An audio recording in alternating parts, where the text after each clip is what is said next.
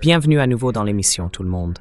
Comme vous pouvez le voir, je suis accompagné de Larry Johnson et de Ray McGovern, qui reviennent parmi nous. D'abord, passons à l'actualité. Hier, c'était le dernier jour des funérailles du guide suprême, l'Ayatollah Ali Khamenei, et de sa famille, à Mashhad, en Iran. Pendant cette période, un incident terroriste a été signalé. Quelques Iraniens ont été tués, apparemment des membres des forces de sécurité, mais il n'y a pas eu d'autres attaques, et rien ne s'est produit pendant la cérémonie elle-même. En revanche, ce qui s'est passé, c'est que 43 millions d'Iraniens ont assisté à ces 6 jours de cérémonie. Beaucoup l'ont souligné, tandis qu'Israël, de son côté, diffusait des histoires affirmant que l'Iran voulait assassiner Trump. Et pendant les funérailles, on a entendu des slogans disant « Nous sommes les disciples de l'imam Khamenei et nous cherchons à nous venger ».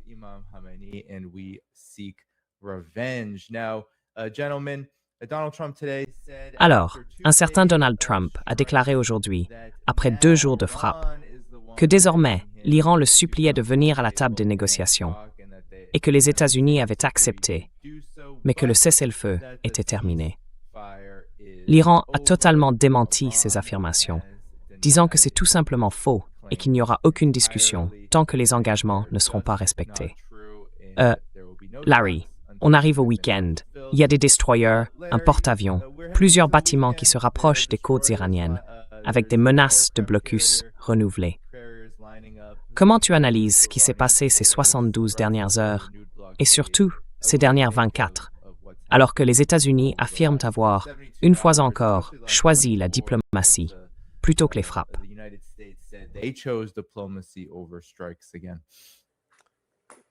Les États-Unis ont déclaré avoir choisi la diplomatie plutôt que les frappes. C'est ce qu'il a dit.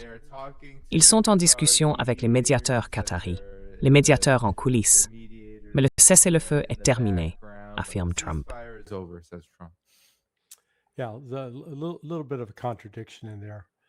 Oui, il y a un peu de contradiction là-dedans.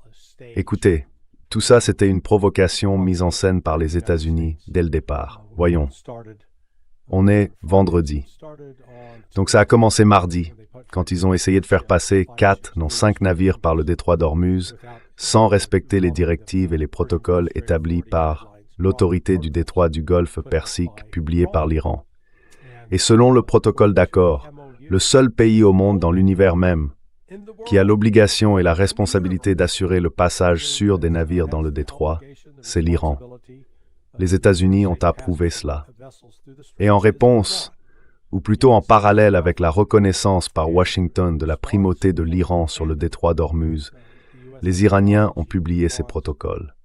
Et ces protocoles précisent que tout navire souhaitant traverser le détroit d'Ormuz doit en faire la demande.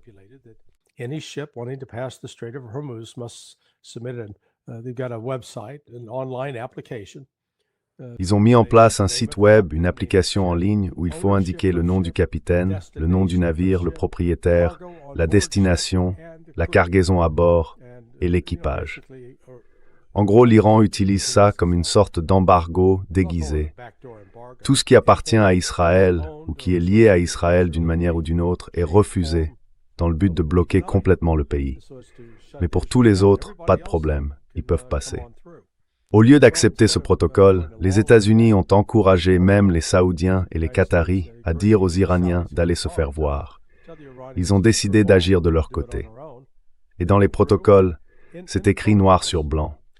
Les navires qui ne respectent pas les règles du PGSA se verront refuser le passage et pourront être soumis à l'usage de la force.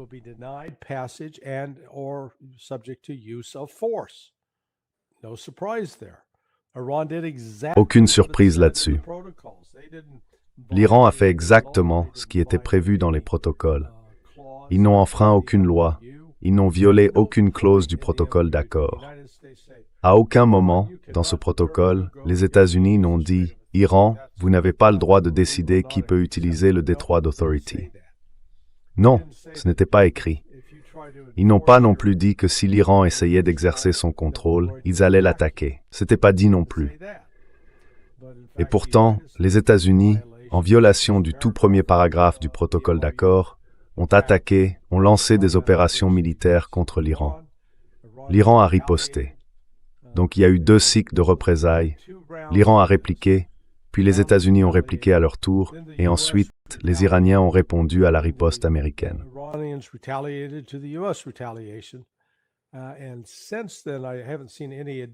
Et depuis, je n'ai vu aucune preuve supplémentaire que les États-Unis allaient intensifier ou riposter. Parce que s'ils ripostent, l'Iran va réagir à son tour. D'ailleurs, lors de la 2e salve, l'Iran est passé de frappes sur des bases au Koweït et à Bahreïn à des attaques contre la base américaine d'Al-Udeid, au Qatar, et la base jordanienne de Muwafaq al-Salti. Alors je sais que le Pakistan, avec le Qatar, s'active en coulisses pour tenter de relancer les discussions, pour essayer de ramener les Iraniens et les Américains autour de la table à Islamabad. Ils essayaient de le faire pour demain, mais ça n'a pas abouti. Peut-être d'ici lundi, on verra. Personnellement, je pense que les Iraniens auraient tout intérêt à se retirer de cette affaire. C'est terminé. Les États-Unis ne sont pas un partenaire de négociation fiable.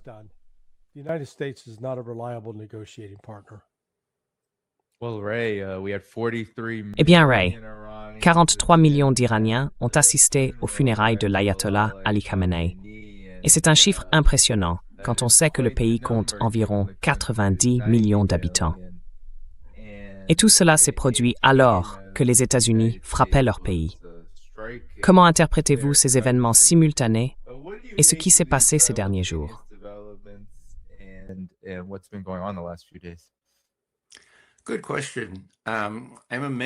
Bonne question. Je suis stupéfait que quand on a parlé à Trump de cette mobilisation, lui aussi était stupéfait. Et il a réagi en disant « Je pensais qu'ils étaient tous contre le gouvernement. Mon Dieu. » Franchement, j'aimerais que ce soit drôle. Bref, si le Mossad avait dit à Trump il y a quelques mois qu'il allait y avoir une insurrection populaire en Iran parce que le peuple détestait son gouvernement, eh bien, peut-être que certains le détestaient, oui, mais ce n'est plus le cas aujourd'hui. Si ce chiffre est exact, 43 millions, ça fait énormément de monde. Trump ment encore une fois.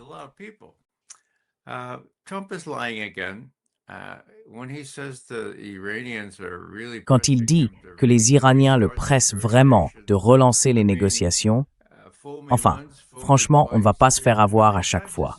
Combien de fois a-t-il déjà dit ça? Et à chaque fois, ce n'était pas vrai. Donc, comme Larry, je ne pense pas que les Iraniens feront quoi que ce soit de sérieux en matière de négociation tant que les hostilités ne seront pas vraiment terminées. Alors, si j'ai bien compris, et que Trump a dit « Bon, on arrête maintenant et on va négocier », eh bien, qu'est-ce qu'il y a à négocier, au juste? Le point principal, à mon avis, c'est ce que Larry répète depuis 2 semaines maintenant. Et d'ailleurs, ce n'est pas seulement Larry, c'est aussi son bon ami Donald Trump, non?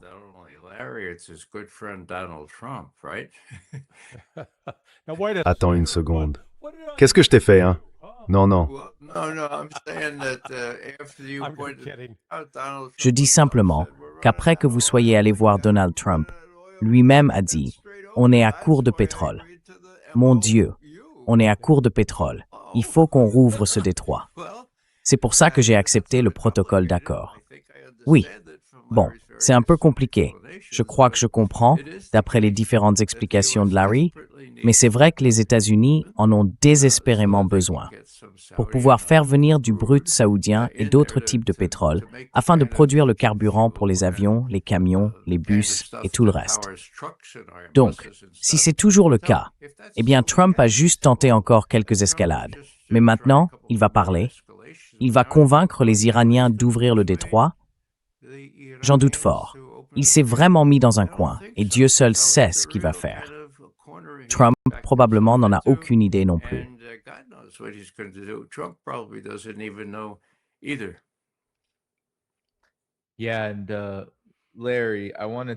Oui. Et Larry, je voulais en parler, puisqu'il y a eu un petit moment de pause. Il y a eu des informations selon lesquelles le Koweït et Bahreïn, j'ai pas vu de confirmation, auraient tenté de frapper l'Iran avec le soutien du renseignement américain. Quoi qu'il en soit, voici ce qui est sorti hier. Israël aurait informé les États-Unis que par coïncidence, l'Iran chercherait à monter un nouveau complot pour assassiner Donald Trump. Et cela est arrivé au moment où CNN rapportait que les États-Unis essaient de suivre un schéma de frappe puis de pause. En clair, en coulisses, Washington tenterait de dialoguer avec Téhéran en alternant frappe et pause pour éviter l'escalade et laisser une chance à la diplomatie. C'est ce que dit CNN. Larry, aide-nous à comprendre tout ça. On dirait qu'il y a un vrai problème de fond. Les États-Unis montent en puissance, puis ne peuvent pas aller plus loin sans provoquer des dégâts énormes, une catastrophe, une crise. Et ensuite, ils font semblant, ou peut-être qu'ils croient vraiment ne pas faire semblant, de revenir à la table des négociations, en disant souvent que c'est une question de levier. Comment tu expliques ça au public?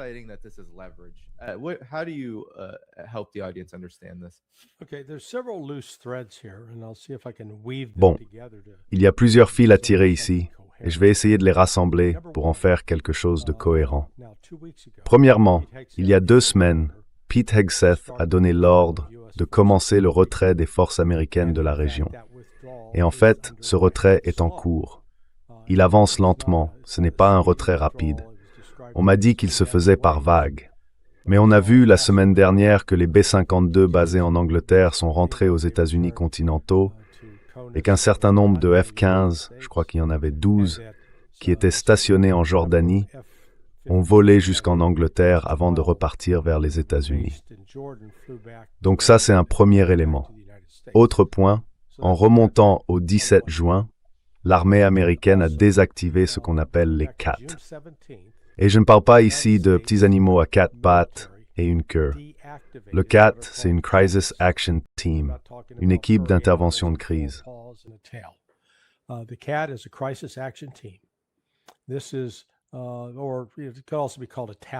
On pourrait aussi appeler ça une task force. Ces structures sont mises en place avant les opérations militaires.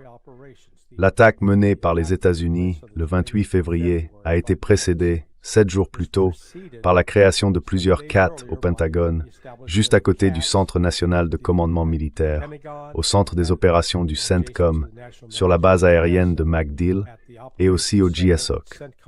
Là-bas, ils ont plusieurs centres d'opération différents. Ces CAT sont chargés de transmettre les ordres, de répondre aux demandes des commandants sur le terrain, et de s'assurer que les ressources nécessaires sont bien en place, et ainsi de suite. Mais une fois qu'on démonte ces CAT, on perd cette capacité. Autrement dit, l'armée n'est plus en posture de combat.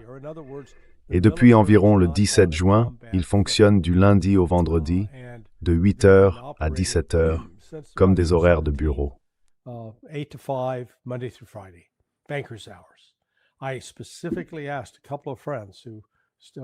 J'ai demandé à 2 amis, l'un récemment à la retraite, l'autre encore en service actif, si les CAT avaient été rétablis. Non, ils ne l'ont pas été. Et rien que ça limite déjà ce que les États-Unis peuvent faire. On m'a aussi dit que les frappes menées dans le Golfe Persique n'ont rien à voir avec ce qu'on faisait pendant les 40 premiers jours de la guerre contre l'Iran. Donc, même si la presse en fait tout un plat, et que certaines émissions se vantent de détruire l'Iran, la situation n'est pas aussi grave qu'on veut le faire croire. Voilà pour un côté. De l'autre, l'Iran ne plaisante pas. À chaque fois qu'ils sont frappés, ils répliquent, et à chaque fois, ils montent d'un cran. En même temps, ils essaient de garder le contrôle.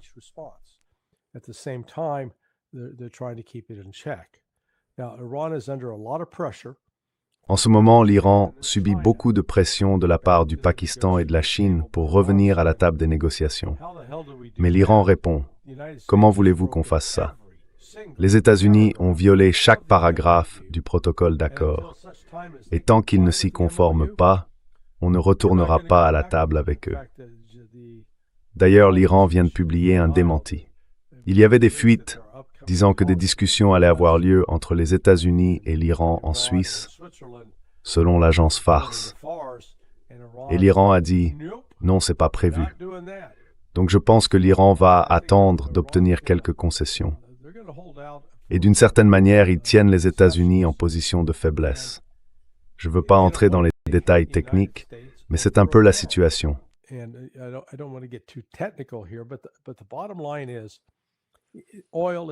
Mais au fond, le pétrole, ce n'est pas tout le même. Le pétrole à forte teneur en soufre, c'est celui que les États-Unis importent. Les États-Unis n'en produisent pas assez, alors que c'est ce dont environ 70% de nos raffineries ont besoin. Et ce pétrole à haute teneur en soufre, c'est celui qu'on utilise pour produire le diesel et le carburant d'aviation.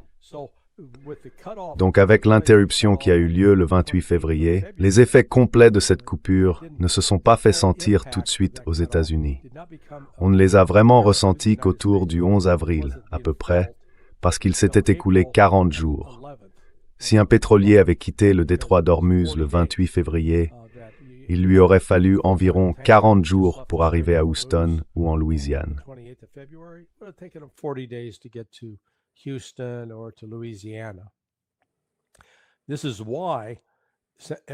C'est pour ça que la secrétaire à l'énergie, Mme Miller, a donné, le 11 mars, l'ordre de commencer à puiser dans la réserve stratégique de pétrole à raison d'1 400 000 barils par jour. Et ce qu'ils ont commencé à utiliser, c'est le brut lourd, pas le brut léger, parce que les États-Unis ont tout le brut léger qu'ils veulent. Le problème, c'est que ça concerne surtout l'industrie pétrolière. Et je sais que je devrais dire à Ray de s'asseoir, je ne veux pas le choquer, mais l'industrie pétrolière a trouvé plus rentable d'avoir ces raffineries coûteuses qui traitent le brut lourd. Du coup, ils en ont construit davantage, au lieu de raffineries pour le brut léger, dont on a pourtant en abondance.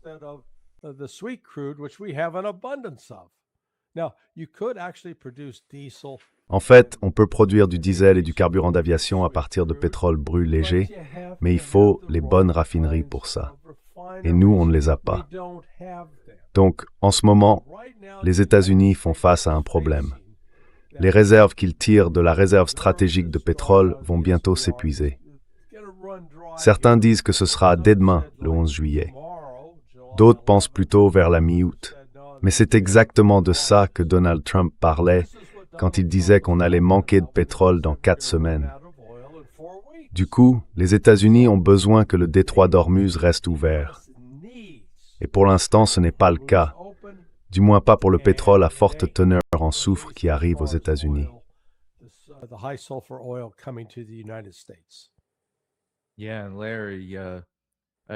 Oui, et Larry, enfin, ce sont d'excellents points, Ray. Vous savez, la raison invoquée par les États-Unis pour ces frappes, c'était toute cette histoire du détroit d'Ormuz et soi-disant des pétroliers attaqués. Mais au final, le résultat, c'est qu'il y a eu moins de pétroliers qui ont traversé le détroit. En fait, aucun depuis ce qu'on appelle le corridor omanais. Alors, que pensez-vous de l'approche des États-Unis dans cette reprise? C'est assez intéressant de voir que CNN rapporte maintenant que des responsables américains parlent d'une stratégie de pause dans les frappes, presque en vue de négociations. Vous avez bien dit stratégie. Did you say strategy? Oui, enfin, je veux dire, il n'y a pas eu de véritable stratégie. Aux commandes, on a un commandant en chef, un président, qui n'est pas vraiment en forme. On le voit à travers toutes sortes de signes. C'est pour ça que non seulement les Iraniens, mais aussi les Russes, les Chinois et tous les autres essayent d'éviter de le provoquer. Dans ce cas précis, les Iraniens ont toutes les cartes en main. Ils répondront à des provocations limitées, mais ils ne feront rien qui risquerait de pousser Trump à réagir de manière impulsive. Enfin, il est déjà à moitié impulsif, ou plutôt complètement, si je puis dire. Et puis bien sûr, il y a le facteur israélien, qu'on ne peut pas ignorer dans une discussion comme celle-ci. On a le ministre de la Défense, Katz, qui dit « Nous ne quitterons pas le Liban ». C'était le point numéro 1, la toute première clause du protocole d'accord.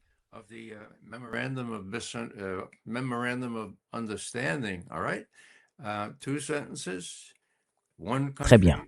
2 phrases. Un pays mentionné 3 fois dans ces 2 phrases. Le Liban.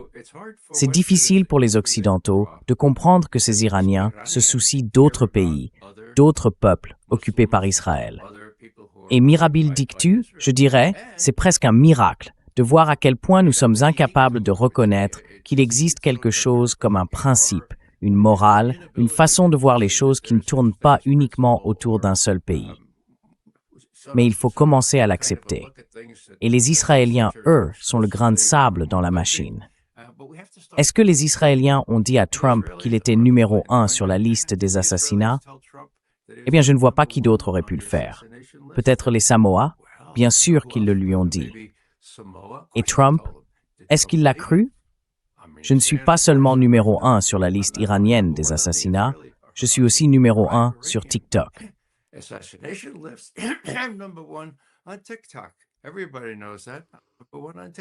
Tout le monde sait ça. Je suis numéro 1 sur TikTok.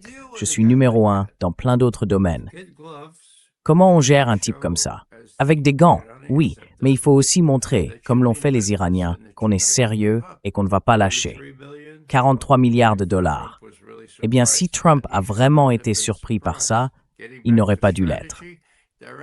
Pour revenir à la stratégie, il n'y en a pas de stratégie.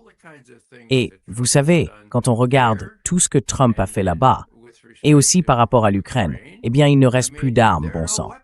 Plus de Tomahawk, plus de missiles Patriot en Ukraine. L'Ukraine est sans défense face aux attaques aériennes. Franchement, est-ce qu'il y a eu une vraie planification là-dedans? Je ne sais pas ce que fichent ces généraux, à part, vous voyez, préparer leur prochain poste chez General Dynamics, Boeing ou ailleurs.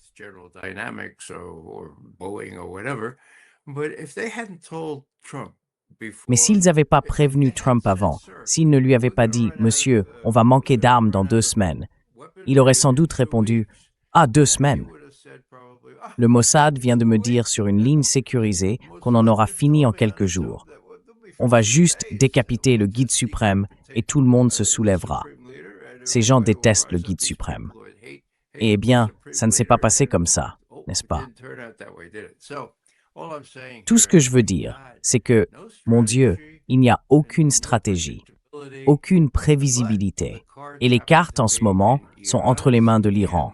Ils ont le soutien de la Russie, de la Chine et de plus en plus d'autres pays importants dans le monde.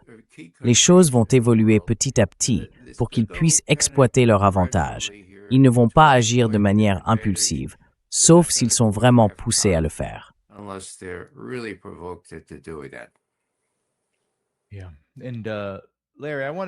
Oui.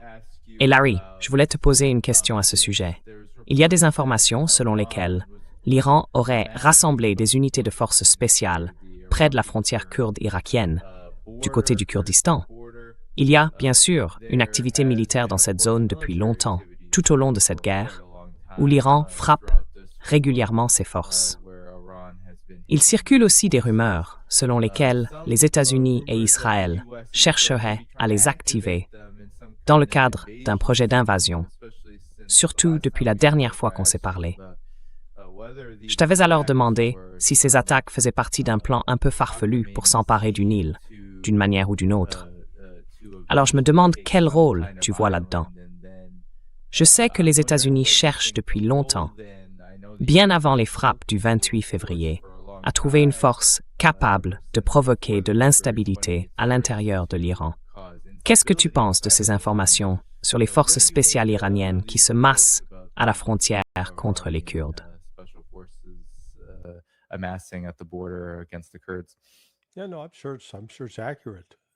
Oui, non, je suis sûr que c'est exact.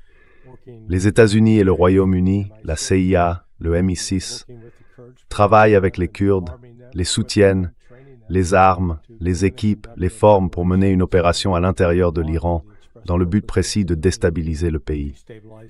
Mais les Iraniens sont au courant et c'est d'ailleurs une des raisons pour lesquelles ils bombardent les positions kurdes. Et franchement, les Kurdes n'ont pas assez de force pour pénétrer et causer des dégâts significatifs. Donc, au fond, c'est une mission vouée à l'échec. Quant à une option terrestre viable pour les États-Unis, il n'y en a pas. Si on se demande, par exemple, comment faire débarquer des troupes sur l'île de Karg, eh bien, ce ne sera pas avec un engin de débarquement de la marine américaine, parce qu'il serait détruit avant même d'arriver aussi loin au nord, dans le golfe Persique.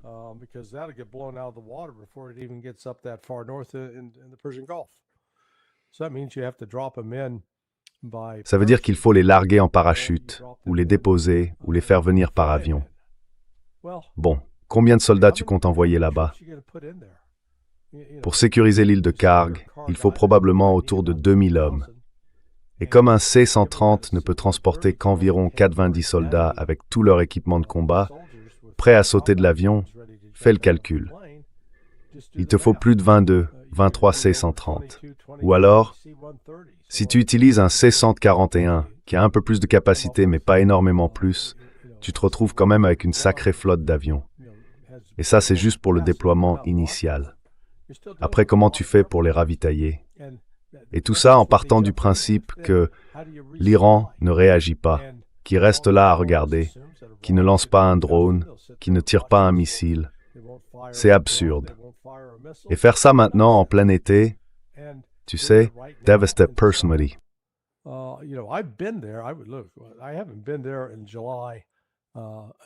Je n'y suis pas allé en juillet, en août, ni en juin, mais j'y étais en mai 2006. Et franchement, si le choix c'était entre le caniveau ou l'enfer, tu préférerais l'enfer. Parce que là-bas, au moins, tu pourrais peut-être trouver un coin un peu frais pour te faire torturer. Je veux dire, il faisait une chaleur infernale. C'était comme un four à pizza là-bas. Et avec une telle chaleur, forcément, les gens finissent déshydratés. Alors, comment tu fais pour les réapprovisionner? Non, c'est de la folie. De la pure folie. Mais avant qu'on termine aujourd'hui, je veux quand même dire un mot sur ce soi-disant complot d'assassinat contre Trump. Parce que tout ça, c'est monté de toutes pièces, orchestré par la CIA, la DEA, avec la pleine collaboration du département de la justice. J'y reviendrai pour expliquer tout ça. Mais d'abord, je veux laisser la parole à Ray pour qu'il réagisse.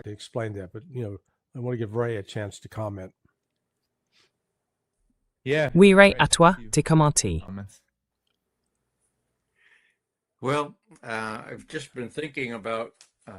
Eh bien, je pensais justement aux Kurdes et à la façon dont ils ont toujours été les pions de l'histoire. Ils veulent leur indépendance. Ils la méritent. On les en a privés il y a environ un siècle. Du coup, à chaque fois qu'une occasion se présente, une chance, même minime, d'obtenir cette indépendance, ils s'y accrochent. Mais ça ne marchera pas. Larry a tout à fait raison. C'est logique pour les Iraniens de déployer quelques troupes là-haut, près de la zone kurde, juste pour éviter qu'ils ne se fassent des idées. Mais l'idée même que l'Iran va abandonner, c'est ce que les Allemands appelleraient un Wahnsinn, une sorte de version plus douce de Verrückt, un mot qu'on n'a d'ailleurs pas vraiment le droit de dire en allemand.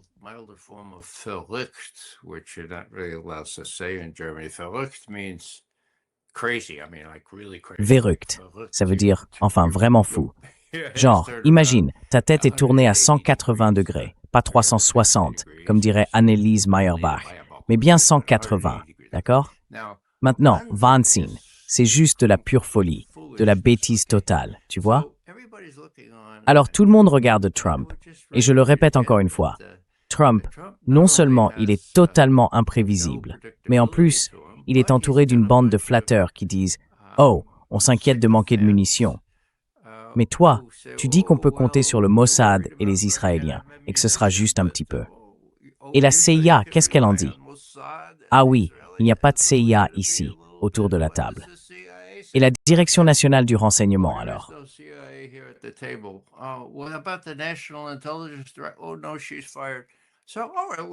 Oh non, elle est virée. Bon, d'accord, on y va. Ça valait le coup d'essayer. C'est complètement fou. Et c'est la même chose évidemment en ce qui concerne l'Ukraine. On a l'impression d'un navire sans gouvernail. Et les dirigeants des autres pays, l'Iran, la Russie, la Chine, savent très bien qu'un navire sans gouvernail peut faire beaucoup de dégâts s'il n'est pas contenu, s'il n'est pas traité avec prudence. Donc je reviens à cette idée que les États-Unis sont en train de tout perdre. Mais comme la personne aux commandes n'est pas fiable, qu'elle est imprévisible, qu'elle change d'avis chaque jour, voire chaque heure, ils doivent être extrêmement prudents. Et ça compte énormément dans la situation en Ukraine.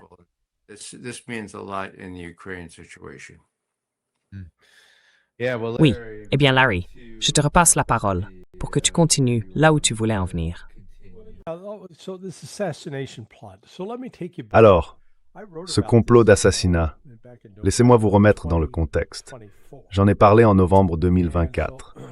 Le département de la justice avait publié un communiqué disant, en gros, Farhad Shakiri, 51 ans, originaire d'Iran, a tenté d'organiser un complot d'assassinat contre des Juifs, mais tout cela serait lié à la tentative d'assassinat de Trump. Mais ce qu'on a découvert, c'est que Shakiri est arrivé aux États-Unis quand il avait 8 ans. Plus tard, il s'est retrouvé impliqué dans une affaire de vol à main armée, a pris 14 ans de prison à New York, s'est fait des amis en détention, puis il est sorti et a été expulsé. On ne sait pas exactement où il a été renvoyé au départ. Mais la fois suivante, où il réapparaît, il est au Sri Lanka. Et là, la question, c'est qu'est-ce qu'il fait au Sri Lanka?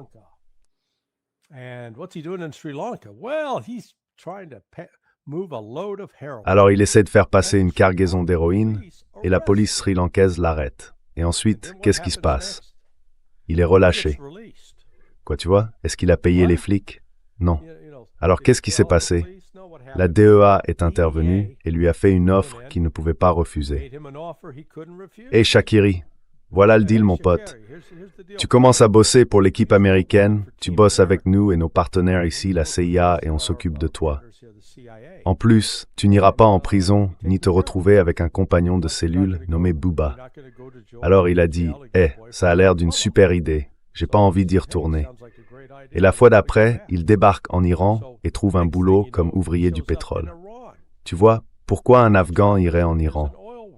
Juste, je suppose, parce qu'il y a de meilleures opportunités.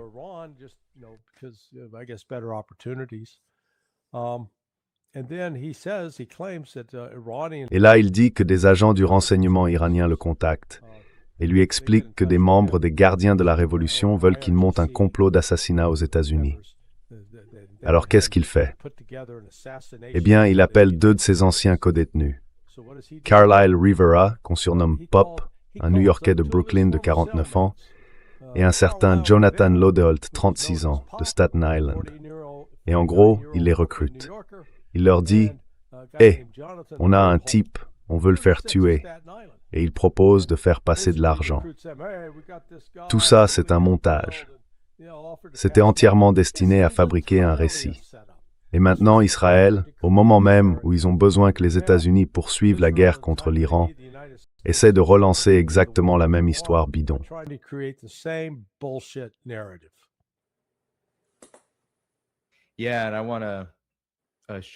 Oui, et je veux te montrer, Ray, la réponse de Trump à tout ça.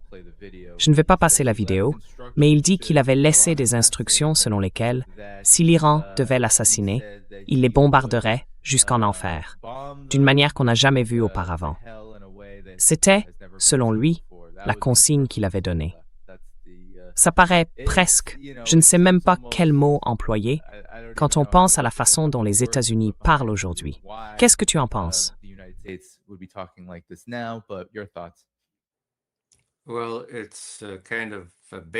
Eh bien, c'est un peu banal et puéril. Vous savez, qu'est-ce qu'on va faire leur balancer une bombe nucléaire? J'aimerais pouvoir dire que c'est absurde, mais on ne peut plus rien qualifier d'absurde quand on parle de Trump. Et c'est pour ça que beaucoup d'entre nous sont sur des charbons ardents. Je veux dire, ça n'a aucun sens. Mais attaquer l'Iran n'avait aucun sens non plus, bon sang. Et si Trump s'est laissé convaincre aussi facilement de le faire par les Israéliens et leur, comme le dit Joe Kent, acolyte à Washington, qu'est-ce qu'il pourrait être tenté ou encouragé à faire maintenant? Il y a un autre point que j'aimerais soulever, juste pour apprendre un peu de vous tous.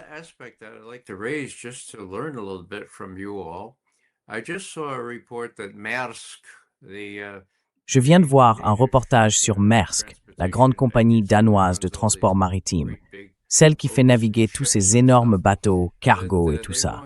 Apparemment, ils passent par le canal de Suez pour livrer des marchandises en traversant le détroit de Bab el-Mandeb, puis la mer Rouge, jusqu'à, je suppose, Israël ou quelque chose comme ça.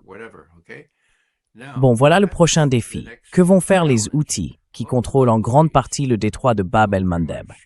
Qu'est-ce qu'ils vont faire? Ils vont dire « Oh Maersk, s'il vous plaît, vous êtes Danois? Ah, Danois? On adore les Danois, entrez donc. » Franchement, j'en doute. Donc voilà le prochain point de blocage, à mon avis.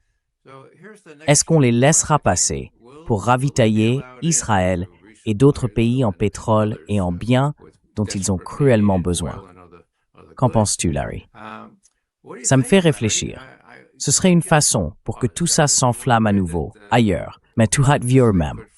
Once again in a different spot, but just as powerfully.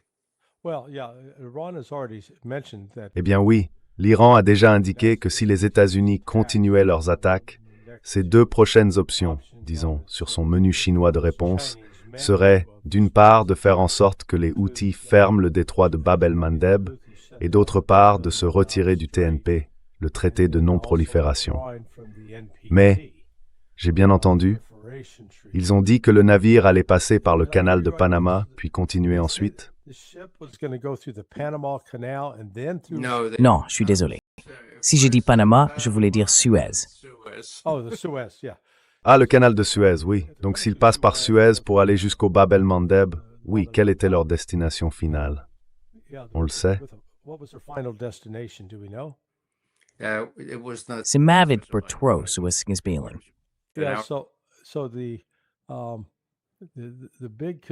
La grande inquiétude pour les Saoudiens, ce serait, je crois que le port s'appelle Yanbu.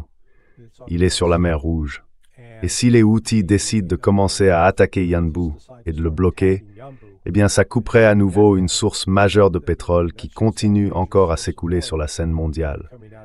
Je pense qu'une partie de ce pétrole vient d'Arabie Saoudite et arrive jusqu'en Europe, ce qui en quelque sorte les maintient à flot. Mais vous savez, les Iraniens ont été très clairs. Ils sont prêts à aller jusqu'au bout pour faire fermer le détroit de la mer Rouge, bloquer le Bab el-Mandeb et aussi s'assurer qu'aucun navire ne passe par le canal de Suez.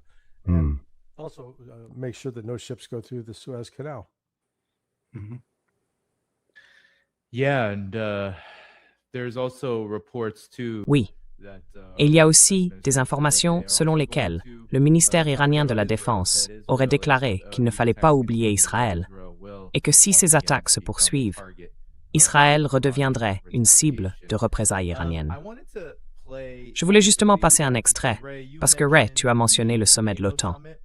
Et l'un des points intéressants qui en sont ressortis, il y en a eu beaucoup. Ray, tu pourras réagir en premier. Voici ce que Donald Trump a fait. Il a tenu à rencontrer Jolani, ou Al-Shara, selon le nom qu'on veut utiliser. Oui, il a vraiment tenu à organiser une rencontre entre les deux parties. Et voici ce qu'il a déclaré pendant cette réunion, des propos qui ont beaucoup fait réagir.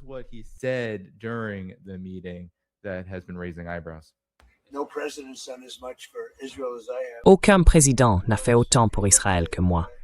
Personne ne s'en approche, même de loin.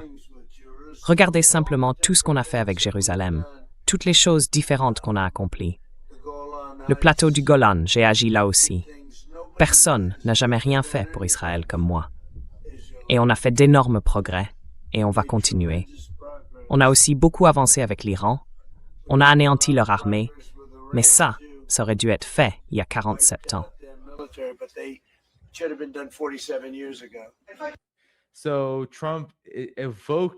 Alors, Trump a évoqué le plateau du Golan en plein visage de Jolani, comme si Jolani en avait quelque chose à faire. Mais malgré tout, ça a été perçu comme une humiliation amère ou même totale par ceux qui connaissent un peu la situation dans la région. Ray, quelles sont tes premières réactions sur le sommet de l'OTAN en général et sur cet épisode en particulier?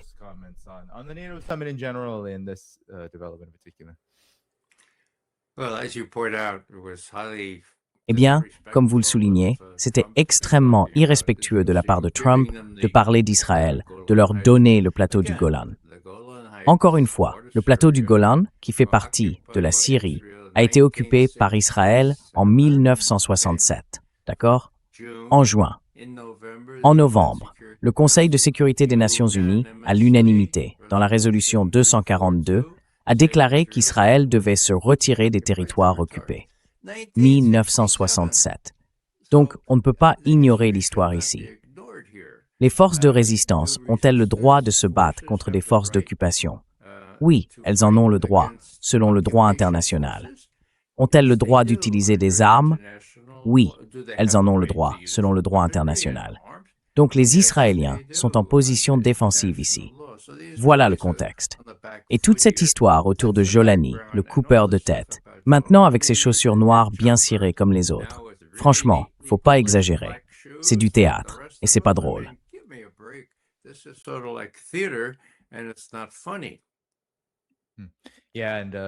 Oui, et Trump a dit qu'il allait retirer la Syrie de la liste des États qui soutiennent le terrorisme. J'imagine, parce que selon lui, la Syrie n'est pas un État qui soutient le terrorisme. Mais si c'en est un, c'est un État. C'est en fait devenu une organisation terroriste maintenant. Je déteste en plaisanter comme ça, parce que les conséquences sont vraiment graves. Mais malgré tout, parfois il faut bien en rire. Larry, qu'est-ce que tu penses du sommet de l'OTAN, plus généralement?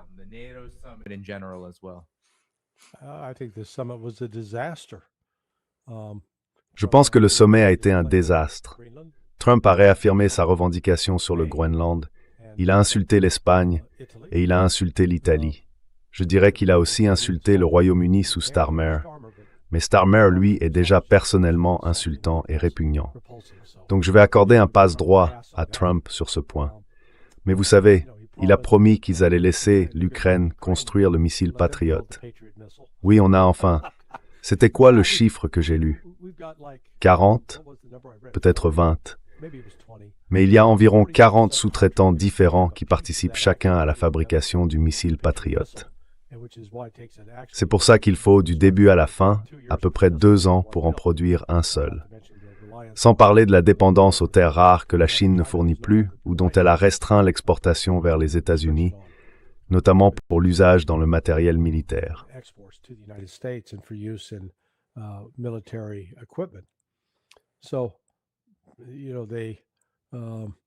Alors vous savez, ils n'ont vraiment accepté aucune mesure concrète, à part le fait que l'Europe continue de s'enfermer dans sa volonté d'entrer en guerre avec la Russie. Et vous savez, du côté russe, on a vu, je pense, un changement décisif, au moins dans le langage, ces derniers jours.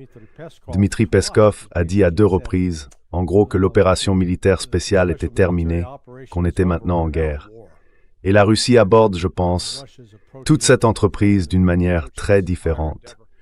Même s'ils continuent de dire « nous restons ouverts aux négociations », ils n'entendent aucun ton conciliant venant de qui que ce soit en Europe.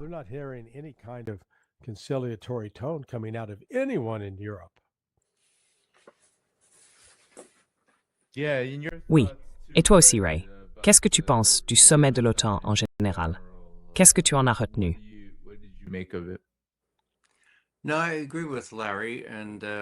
Non, je suis d'accord avec Larry. Et vous savez, dans la vieille tradition des kremlinologues, on regarde ce qu'ils disaient l'année dernière. En particulier, ce qu'ils disaient à propos de l'article 5 du traité de l'OTAN, celui qui dit que si l'un est attaqué, les autres doivent venir à son secours. Eh bien, cette année, ils ont dit exactement la même chose que l'an dernier, après que Trump a déclaré « On s'en va, on n'achète plus de missiles. On ne va pas vous en vendre, l'Ukraine. On les vendra aux Européens, ils les revendront plus cher et pourront nous les donner. Mais ils n'ont pas d'argent pour acheter ces missiles. En réalité, nous non plus, on n'a pas de missiles en surplus dans nos stocks, donc on ne peut pas. »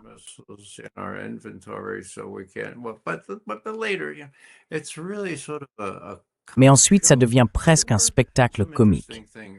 Cela dit, il y a eu des choses intéressantes ces 2 dernières semaines. Larry a raison sur la pression que subit Poutine en ce moment, à propos de la nécessité d'en finir avec cette fichue guerre en Ukraine. Et on en a vu 2 signes. En fait, Larry a parlé de Peskov, le porte-parole du Kremlin.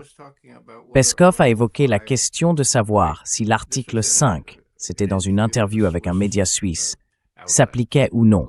Et il a un peu balayé ça d'un revers de main. Il a dit « Personne n'appliquera plus l'article 5 ». Quoi? D'accord. Et puis il y a cette autre chose, avec Margarita Simonian, la patronne de RT, qui dirige RT depuis 21 ans maintenant.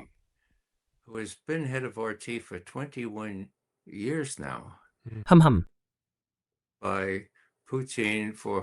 Par Poutine, pour ses reportages sur l'insurrection en Tchétchénie et tout ça, C'est pas une idiote, elle est plutôt brillante. Elle parle anglais, elle a passé 1 an dans un lycée du New Hampshire, je crois. Bref, on lui demande, vous dites que le président devrait répondre plus fermement à ces attaques de drones et tout le reste. Quand, selon vous, devrait-il répondre? Et elle répond, tais-toi. Hier. Voilà, ce sont des messages de communication qui montrent que même les conseillers les plus proches de Poutine disent « Hé Vladimir, bon sang, tu aurais dû répondre hier. » Et puis, le traité de l'OTAN, oublie, on n'a pas à s'en soucier. Moi, ce que j'en pense, c'est que Poutine a encore beaucoup de cartes en main qu'il n'a pas jouées. L'Ukraine n'a aucune défense contre les attaques aériennes. Mon Dieu, les patriotes ont tous disparu. Zelensky s'est plaint. Nous n'avons plus de patriotes. Quand les Russes nous ont frappés il y a 2 nuits, tout est passé. Pourquoi? Parce que ces fichus Européens sont tellement radins qu'ils refusent de nous donner leurs patriotes. Et bien sûr, les États-Unis n'en ont pas à donner, parce que... Alors, on y revient encore une fois. La stratégie et les moyens nécessaires pour la mettre en œuvre. Mais plus important encore, il me semble que Poutine sait que dans les mois qui viennent, il a la capacité de boucler les derniers points, les positions fortes qu'il tienne encore, dans des endroits comme Konstantinovka, qui ont déjà été pris. Maintenant, la Rasputitsa, cette saison pluvieuse et boueuse qui commence généralement à la fin du mois de septembre. Eh bien, les Russes, je pense, ont calculé qu'ils avaient 2 bons mois, voire un peu plus, pour éliminer ces forces et montrer à la population en Russie que, regardez, c'est la bataille au sol qui fait la différence. Ces frappes de missiles à longue portée, oui, elles nous gênent, elles compliquent les choses, mais elles n'ont aucun impact réel sur la guerre.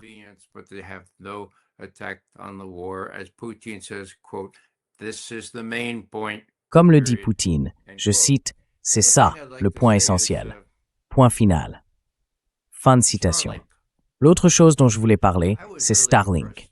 J'ai été vraiment impressionné il y a environ 3 semaines, pendant la journée de la Russie, quand Poutine a réuni, je dirais, une vingtaine de sous-officiers de l'infanterie. Et oui, c'est l'infanterie qui gagne la guerre. Exactement. En tant qu'officier du renseignement d'infanterie, je peux le dire. Bref, ils étaient vraiment mis à l'honneur. Et là, Poutine demande au ministre de la Défense, « Alors, de quoi avez-vous besoin? Des problèmes? Dites-moi. » Ils se sont tous mis à parler un peu dans tous les sens, jusqu'à ce que Belousov, le ministre de la Défense, dise « Allez, on avance. » Et après que le 3e soldat a pris la parole, il a dit « On est sans défense face au système guidé par Starlink. Ça freine notre progression. »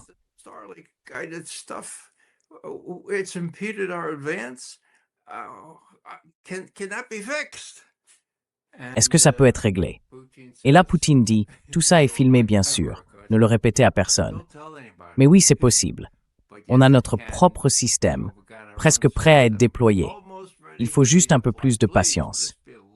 Puis il se tourne vers Belousov et dit « Tu vois ce type? C'est lui que j'ai nommé ministre de la Défense, justement, parce qu'il sait faire avancer ce genre de choses, d'accord? Il a passé sa carrière dans le secteur militaro-industriel. Tu vas t'en occuper. »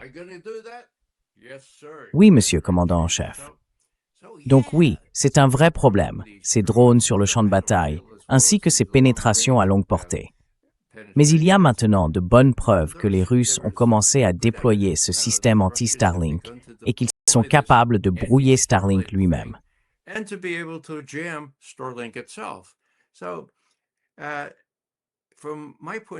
De mon point de vue, Poutine, qui est quelqu'un de très prudent, va frapper massivement les sites militaro-industriels russes et tout ce qu'il peut en Ukraine, en essayant, comme les Russes l'ont déjà fait, d'éviter les pertes civiles.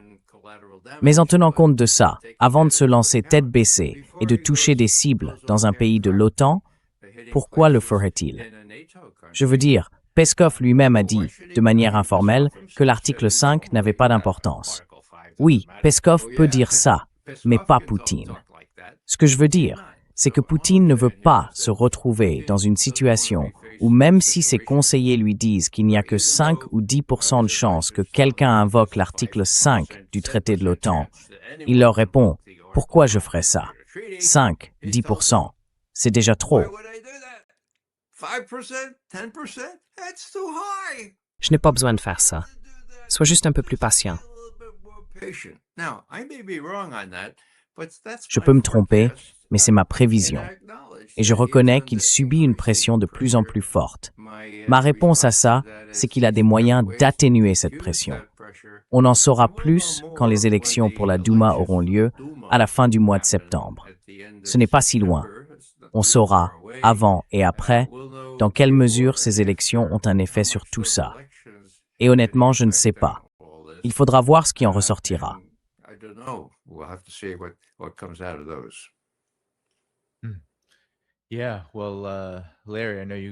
Oui, alors, Larry, je sais qu'il te reste environ 4 minutes. Et j'aimerais peut-être vous laisser tous les deux avec une grande question. J'ai vu ça. Sam Hussein est un journaliste très respecté. Il a vraiment fait du bon travail. Mais il a écrit quelque chose dont beaucoup de gens parlent en ce moment. Il évoque la possibilité que l'Empire américain fasse preuve de patience stratégique vis-à-vis de l'Iran, en disant que les objectifs à long terme de l'Empire auraient poussé le Hamas à renoncer au contrôle de Gaza, à éliminer Nasrallah, à renverser Maduro et Assad. Mais, en parallèle, plusieurs critiques très connus de la politique américaine ne cessent de répéter dans leurs podcasts que l'establishment américain est en train de perdre. Je voudrais vous laisser un peu de temps pour répondre à tout ça. Larry, je te laisse commencer, puisque tu as une contrainte de temps.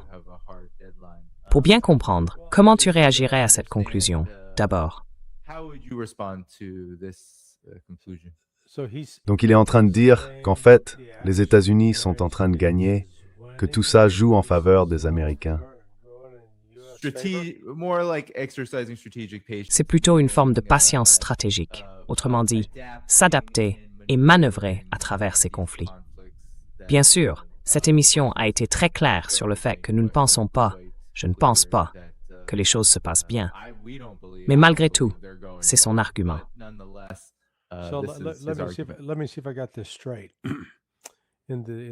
Attendez, laissez-moi voir si j'ai bien compris.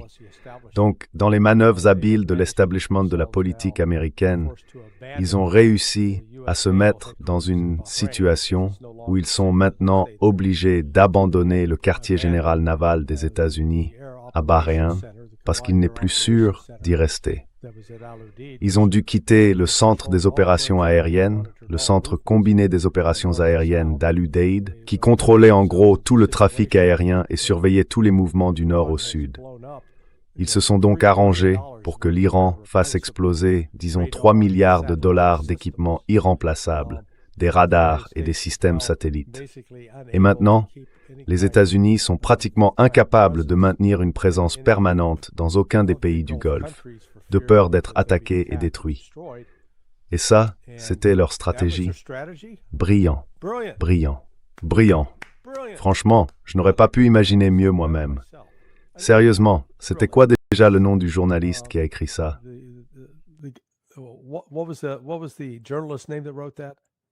Ah, c'est Sam Husseini.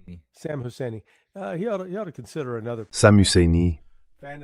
Il devrait peut-être envisager une autre carrière, je sais pas, écrire des histoires fantastiques pour Hollywood, quelque chose comme ça, parce que là c'est juste ridicule.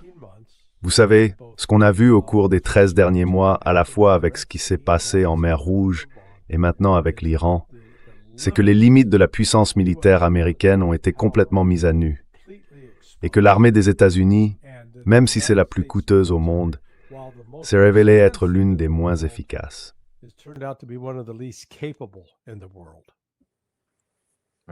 D'accord. Bon, Larry, je sais que tu dois partir bientôt, alors tu peux te déconnecter quand tu veux.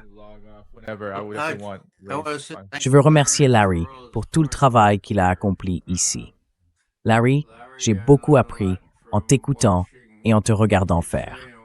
Je te souhaite bonne chance et j'espère que tes 3 prochains entretiens d'aujourd'hui se passeront bien. Eh bien, au moins, je t'aurai avec moi pour m'aider. Dieu merci, on aura quelqu'un avec un peu de sagesse, de connaissance et d'expérience. C'est ça. Le prochain, ce sera avec nous deux, non? Oui, on se voit dans 1 heure. Merci, Danny Aifong. D'accord. À bientôt. Salut. Oui, pareillement. Je voulais te donner l'occasion de répondre à ça parce que je trouve le sujet intéressant, surtout avec ce qui se passe en ce moment avec l'Iran. Mais l'auteur évoque aussi d'autres exemples, pour donner une vision un peu plus complète. Et du coup, je suis curieux de savoir ce que tu en penses. Well, Sam Husseini is a friend of mine. I think he Eh bien, sort of commented Sam Husseini in a est un ami à moi. right away on somebody Je pense qu'il faisait un commentaire un peu moqueur sur les prédictions de quelqu'un d'autre. Le fait est, et c'est un fait très troublant pour moi, que les dirigeants de l'OTAN et les médias, les grands médias de toutes les capitales occidentales, affirment que la Russie est en train de perdre et que l'Ukraine est en train de gagner. On peut être très cynique et dire « Bon, c'est juste parce qu'ils veulent s'assurer que plus d'argent soit donné à Zelensky. » Et sans doute, c'est en partie vrai. Mais ils doivent bien savoir, surtout avec la chute de Kostiantynivka, que la bataille a été engagée et remportée par les Russes. Poutine a la possibilité d'accélérer s'il le souhaite. Putin has the option of going faster if he wants to. He doesn't really need to, but Il n'a pas vraiment besoin de le faire. Mais c'est clair que la Russie est en train de gagner. La propagande pendant la guerre en Ukraine a été vraiment troublante. Regardez, en décembre 2022, la directrice du renseignement national, comment s'appelait-elle déjà? Ça va me revenir. Avril Haines. Publiquement, elle disait que les Russes avaient perdu, qu'ils avaient laissé énormément d'armes sur le champ de bataille et qu'ils n'avaient plus la capacité nationale de produire celles qu'ils avaient abandonnées. Donc tout allait très bien pour nous. Voilà ce qu'elle disait à Biden. Voilà ce qu'elle disait à la presse. Mon Dieu, d'où sort-elle ça? Et puis, quelques mois plus tard, Biden se retrouve, je crois que c'était à Helsinki. Biden is in, I think he was in Helsinki, and he asks Bill Burns. Et là, il demande à Biden, à Bill Burns, le directeur de la CIA, « Fais-moi un briefing. Qu'est-ce que je dis à propos de l'Ukraine ?» Alors Bill répond, « Je sais ce que je vais faire. Je vais aller à Kiev. » Il y va, il parle avec Zelensky. Et Zelensky lui dit, « Pas de problème. Dites au président que tout va bien. La Russie a déjà perdu. » Bon, c'est quand même le patron de la CIA, hein? 10 jours plus tard, il se rend à Helsinki et il dit, « Monsieur le Président, je viens d'entendre les Ukrainiens. La Russie a déjà perdu. » Pas de problème. Alors Biden se lève et dit, « La Russie a déjà perdu. Pas de problème. » Voilà. C'était il y a 3, peut-être 4 ans. Et ce genre d'histoire, ça finit toujours par circuler dans le Washington Post et dans le New York Times.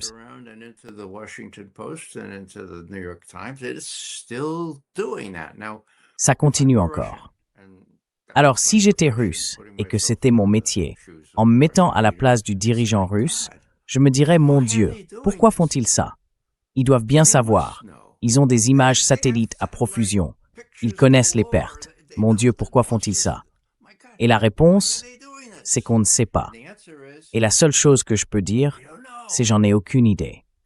Alors, quand les Russes se retrouvent face à une question sans réponse comme celle-là, une question qui a des dimensions vraiment cruciales, ça les rend très nerveux. À quoi préparent-ils leur population quand nous finirons par gagner en Ukraine? Et là, ce sera une énorme surprise. Tout à coup, ils diront « Oh mon Dieu, regardez, ils ont sorti un lapin de leur chapeau. » Qu'est-ce qu'on fait maintenant? Franchement, je ne sais pas. Tout ce que je dis, et je vais m'arrêter là, c'est que si les Russes ne savent pas ce que ça veut dire, moi non plus, je ne le sais pas. C'est un vrai paradoxe, un vrai casse-tête, qui ne peut qu'entraîner toujours plus d'insécurité et une réaction plus rapide à tout ce qu'ils perçoivent comme une menace. Et puis, il y a cette histoire. Je ne sais pas si elle est vraie ou pas.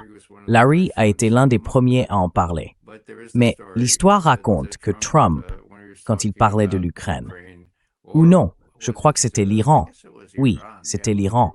Eh bien, il aurait commencé à dire « Et les armes nucléaires alors ?» Et apparemment, on lui aurait répondu « Non, on n'en est pas là » et il aurait quitté la pièce. Eh bien, moi, je ne sais pas. I don't know. How are you going Comment allez-vous dire si ce que Trump a pu dire est vrai ou non? have said is true or not?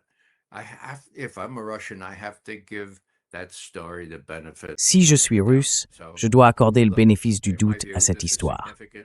Alors, écoutez, à mon avis, c'est important uniquement dans la mesure où Poutine comprend qu'il doit traiter ce type avec des gants. Il doit le ménager, le flatter. Par exemple, lors de sa dernière conversation avec Trump, conversation que Trump a d'ailleurs lui-même initiée, 1 heure et demie, non? Le compte-rendu indique que Trump a vraiment félicité le président pour les festivités du 4 juillet, organisées d'une manière que seul ce président-là pouvait imaginer. Et, comme souvent dans ces comptes rendus, on précise que Poutine remercie l'épouse du président pour tout le bon travail qu'elle a accompli pour remettre de l'ordre dans les choses. Et vous savez, c'est un mélange de charme dégoulinant à chaque mot, un peu comme dans l'histoire de My Fair Lady. Et en même temps, il y a des crocs derrière. Il dit clairement « une armée de l'infanterie en Iran ». Ça, c'est totalement inacceptable. Completely unacceptable. Совсем. It just means completely unacceptable. Ça veut simplement dire que c'est totalement inacceptable. 2 jours plus tard, Pékin dit exactement la même chose. Donc, s'il y a une invasion avec des troupes au sol, je veux dire, si le chef du CENTCOM est à ce point un courtisan qu'il approuve ce genre d'opération et sacrifie tous ses soldats, alors les Russes et les Chinois vont réagir de manière beaucoup plus ferme.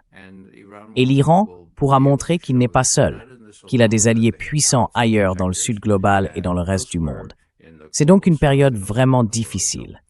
Mais la bonne nouvelle, et je le dis franchement, c'est qu'on a une chance incroyable d'avoir quelqu'un d'aussi prudent, perspicace et difficile à provoquer que Vladimir Vladimirovitch Poutine.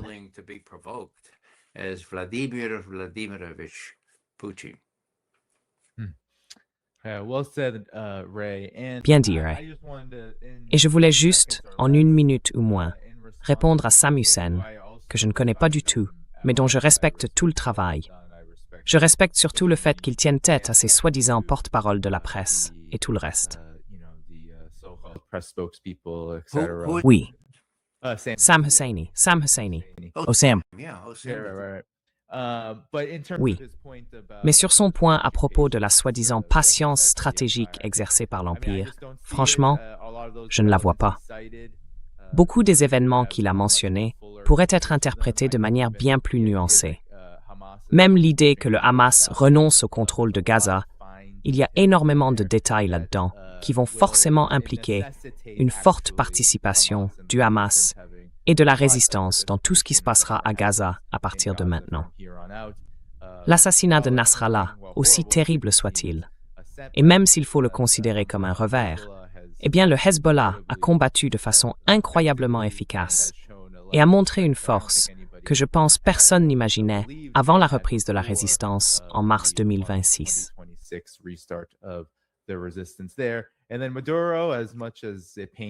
Et puis, Maduro, aussi difficile que ce soit pour moi de le dire, ce qui se passe avec Delcy, même cette rencontre avec la mission israélienne et tout ce qui circule ces derniers jours, je pense qu'il y a beaucoup à dire sur la façon dont cette situation, à l'intérieur du Venezuela, sera finalement déterminée par le mouvement bolivarien dans son ensemble.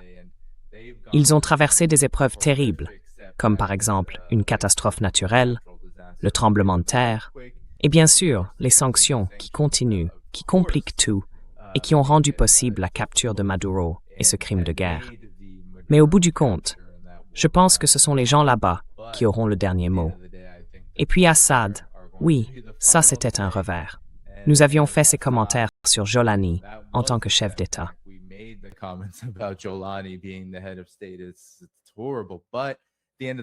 C'est horrible. Mais au bout du compte, l'axe de la résistance est aujourd'hui plus fort qu'il ne l'a été depuis le début de la guerre en Iran. C'est assez clair quand on regarde la situation de manière objective. Les États-Unis et Israël ont énormément de mal à concrétiser ce projet de Grand Israël et bien sûr à maintenir leur hégémonie dans la région. Des revers, il y en aura toujours. Mais en même temps, je pense que le tableau est bien plus large que ça.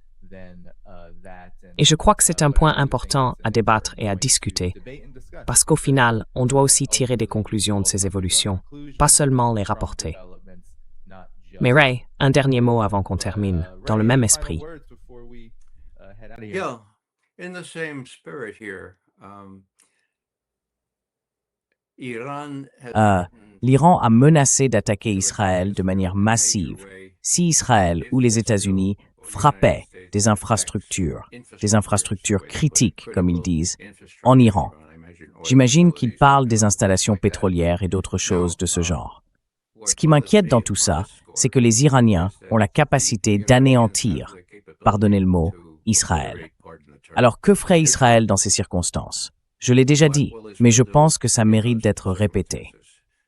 En situation extrême, pensez-vous qu'un homme comme Netanyahou et ses complices reculeraient devant?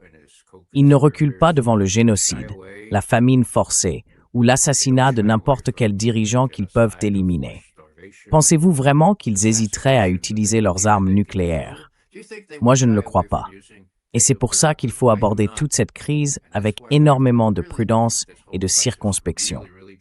D'autant plus que dans ce pays, nous avons à la tête quelqu'un d'aussi imprévisible et, disons-le, pas vraiment en bonne santé.